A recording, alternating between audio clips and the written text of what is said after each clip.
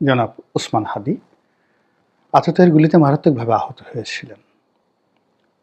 আহত হওয়ার পর পুরো দেশ জাতি তার জন্য আর্তনাদ করে উঠেছে।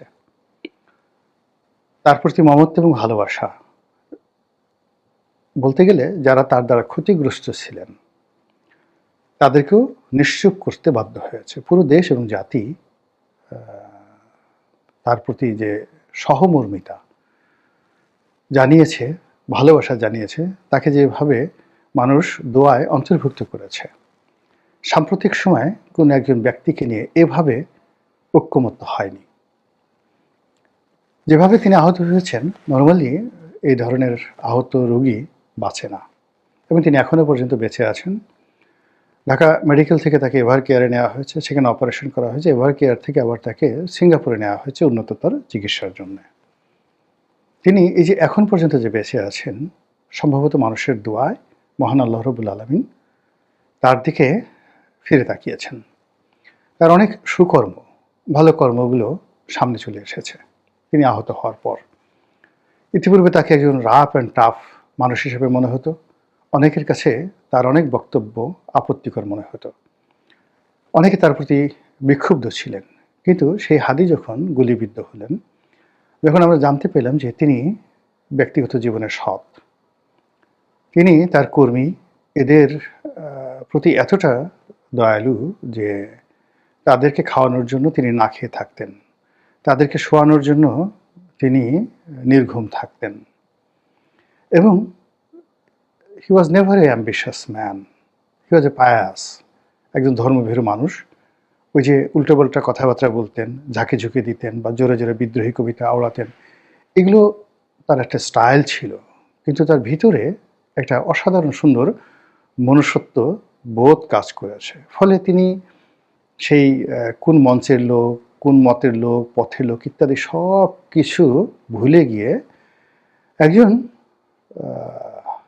ওসমান হাদি, যিনি কিনা জুলাই আগস্ট বিপ্লবের একজন অগ্রনায়ক ছিলেন এবং গত 14টি মাস ধরে একটি রাজনীতির স্বপ্ন বাস্তবায়নের জন্য চেষ্টা করে যাচ্ছিলেন। তার সেই কর্মের প্রতি মানুষ যখন সহমর্মিতা প্রকাশ করেছে, ঠিক সেই সময় বাংলাদেশের চিহ্নিত কতগুলো দুষ্ট চক্র, তারা এই সেই ওসমান হাদির যে আহত শরীর, তার রক্ত ইত্যাদি নিয়ে যে নোংরা খেলা শুরু করেছে, এই নোংরা খেলার ফলে পুরো রাজনীতিটা এখন অশান্ত হয়ে পড়েছে।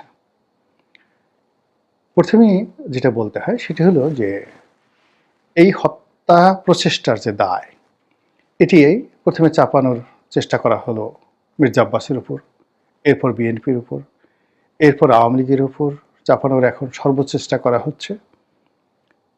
তারপর সর্বশেষ ওসমান হাদিকে এই মৃত্যুর দরজায় পৌঁছে দেওয়ার জন্য বা তাকে এই যে তার প্রতি গুলি চালাতে উদ্বুদ্ধ করার জন্য একটা পরিবেশ প্রেক্ষাপট তৈরি করার জন্য 4 জন মানুষ দায়ী, এরকম একটা অভিযোগপত্র কোনো একটা থানায় দায়ের করা হয়েছে এবং সেই অভিযোগপত্রের ভিত্তিতে সিনিয়র সাংবাদিক আনিস আলমগীরকে গ্রেপ্তার করা হয়েছে।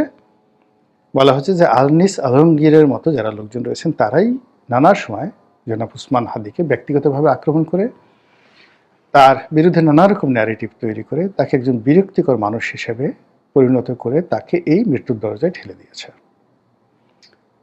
আমি ব্যক্তিগতভাবে জনাব ওসমান হাদিকে নিয়ে উনি আহত হওয়ার আগ পর্যন্ত কখনো একটা টু শব্দ উচ্চারণ করিনি এবং তার ব্যাপারে আমার কোনো আগ্রহই ছিল না কখনো। আমি আমার মতো করে কাজকর্ম করেছি। কিন্তু যখন তিনি আহত হলেন তখন আমি তার সম্পর্কে যে সকল ভিডিও দেখলাম, কথাবার্তা বললাম, এই আগে যেটা হলো যে অন্য সব মানুষের মতো আমিও তার প্রতি সমব্যথী হয়ে গেলাম। কিন্তু যারা এই ওসমান হাদির এই আহত হওয়াকে কেন্দ্র করে লাইমলাইটে আসার চেষ্টা করছেন, সরকারকে বিব্রত করার চেষ্টা করছেন, তারপরে অপরাধীদের যারা এই কাজ করেছে তাদেরকে চিহ্নিত করার নামে নানা রকম নাটক তৈরি করছেন, গল্প তৈরি করছেন, রাজপথ উত্তপ্ত করার চেষ্টা করছেন, রাজনীতির যারা প্রতিপক্ষ তাদেরকে নানাভাবে হেনস্থা করার চেষ্টা করছেন, খিস্তি খেয়েও করছেন, প্রথমত আমি তাদের সবার বিরুদ্ধে নিন্দাবাদ জ্ঞাপন করছি। দ্বিতীয়ত, এই সকল মানুষ যারা রক্তের উপর নিজেদের লোভের প্রাসাদ নির্মাণ করে, অন্যের জীবনকে পুঁজি করে যারা ক্ষমতার লোভ করে, যারা এইরকম একটা হৃদয় বিদারক দৃশ্য, সেই হৃদয় বিদারক দৃশ্যকে পুঁজি করে তারা ফায়দা হাসিলের ধান্দা করে, এই সমস্ত মানুষ সরাসরি আল্লাহর গজবের দ্বারা আক্রান্ত হয়ে থাকেন। আমরা অতীতে আমাদের মহান মুক্তিযুদ্ধের সময় দেখেছি, আমাদের স্বৈরাচারের বিরুদ্ধে আন্দোলনের সময় দেখেছি, আমরা বিভিন্ন ক্ষমতাধর মানুষের পতন দেখেছি, বহু সম্মানিত মানুষের অসম্মান দেখেছি, বহু ধনী ব্যক্তিকে দেউলিয়া হতে দেখেছি, বহু স্বাস্থ্যবান মানুষকে রোগাক্রান্ত হয়ে, প্যারালাইজড হয়ে, পঙ্গু হয়ে, পচে গলে মরতে দেখেছি। এই জীবনের যে উল্লাস, এই জীবনের যে দাম্ভিকতা, সেটা ক্ষমতার হোক, জীবনের হোক, যৌবনের হোক, তা খুবই ক্ষণস্থায়ী এবং আপেক্ষিক। আমরা প্রায় সবাই, হাতে গোনা দুই একজন, তারা সামনে আসছে না, সবাই ভুলে গেছি যে আজ থেকে 15 মাস আগে 2024 সনের July, August, September, June July মাসে আমরা কেমন ছিলাম। আমরা ভুলে গেছি যে আমাদের ওই সময় অর্থনৈতিক অবস্থা, মানসিক অবস্থা, রাজনৈতিক অবস্থা কেমন ছিল।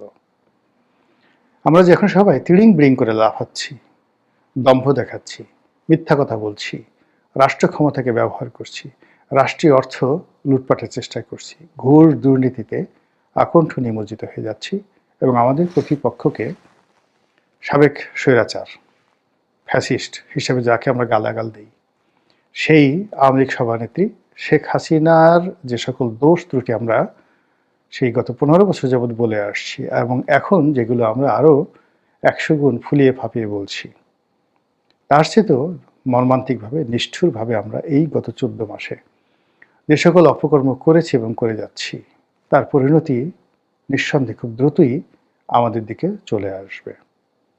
আমাদের এই ক্ষুদ্র জীবনে আপনাদেরকে একটু স্মরণ করাই দিচ্ছি। দেখুন তো, স্বাধীনতার পরে যারা দম্ভ দেখিয়েছিল, সর্বহারার পার্টির নামে যারা সারা বাংলাদেশের হাজার হাজার মানুষকে খুন করত শ্রেণী শত্রু নিধনের নামে, একজন সর্বহারার লোক আছে? তাদের সুন্দর পরিণতি হয়েছে বলতে পারেন? নাই। এরপরে দ্বিতীয় শক্তি হিসেবে জাসদ এদেশের হাজার হাজার তরুণ তরুণীর জীবন ধ্বংস করে দিয়েছে এই জাসদের রাজনীতি। বলুন তো, জাসদের একজন সিঙ্গেল লোক সুন্দরভাবে সম্মান সহকারে মরতে পেরেছেন, মর্যাদা সহকারে মরতে পেরেছেন, তাদের পরিবার পরিজন এই সমাজে খুব ভালো অবস্থানে আছেন? নেই, কাউকে দেখাতে পারবেন না। এরপরে সেই বাকশাল এবং বঙ্গবন্ধুকে কেন্দ্র করে যে চক্রটি, তারা সে কম্বল চোর হোক, টিন চোর হোক, সোনা চোর হোক, সেই রিলিফ চোর হোক, যার কথা বঙ্গবন্ধু বলে গেছেন, একজন লোকে দেখান তো এই বাংলায় বেঁচে আছে সম্মান নিয়ে, মর্যাদা নিয়ে, এবং তাদের পরবর্তী প্রজন্ম সেই রিলিফ চোর, টিন চোর, বিস্কুট চোর, চিনি চোর, এই সিন্ডিকেটের সদস্যদের একটি বংশের একজন লোক এই বাংলাদেশে ভালো আছে আমাকে একটু দেখান, আমি দেখিনি। এরপরে যারা পরবর্তীতে সন্ত্রাস করেছে,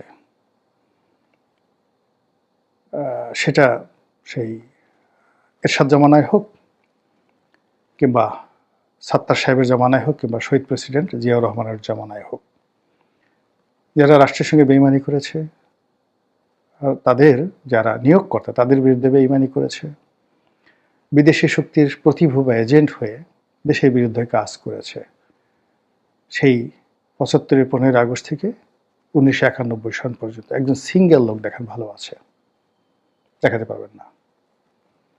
তারপর 91 থেকে আপনি একেবারে 2024 সনের 5ই আগস্ট পর্যন্ত সকল মন্ত্রী, এমপি, সেক্রেটারি, আইজি, সেনাপ্রধান থেকে শুরু করে যে সমস্ত মানুষের বিরুদ্ধে আপনাদের ঘৃণা ছিল, রাগ ছিল, ক্রোধ ছিল, যাদের প্রতি আপনাদের অভিসম্পাত ছিল, যাদেরকে আপনারা মন্দ মানুষ হিসেবে জানতেন, একজন সিঙ্গেল লোক দেখান তো, কারো পরিবার আছে কিনা, পরিবারের সদস্যরা ভালো আছে কিনা, কারো সুন্দর সুস্বাস্থ্য আছে কিনা, কারো সুনাম সুখ্যাতি আছে কিনা, কারো জীবনে সুখ শান্তি সমৃদ্ধি আছে কিনা, জীবনের যে উর্বরতা, ফার্টাইলিটি, এটি তাদের আছে কিনা, কিংবা তাদের যে করুণ পরিণতি আমাদের চোখের সামনে দেখতে পাচ্ছি।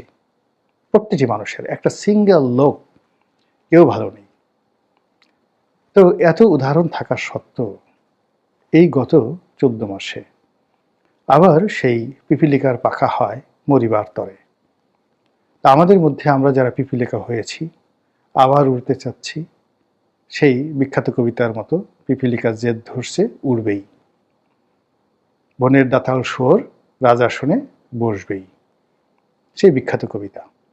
সেই কবিতার মতন করে আমাদের যে সমাজে উন্মত্ততা চলছে, সেই উন্মত্ততার শেষ পরিণতি ভালো হবে না, কোনো অবস্থাতেই ভালো হতে পারে না। কিন্তু তারপরও আমরা কিন্তু দম্ভ দেখিয়ে যাচ্ছি এবং অপকর্ম করে যাচ্ছি।